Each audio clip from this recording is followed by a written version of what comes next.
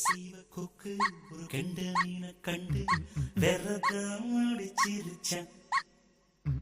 கொக்கு சீவ கொக்கு ஒரு கெண்ட மீனை கண்டு வெறதான் அடிச்சிருச்சான். மீனு மேல கண்டு ஒத்த காலில் நின்று தொத்தித்தான் முடிச்சிருச்சான்.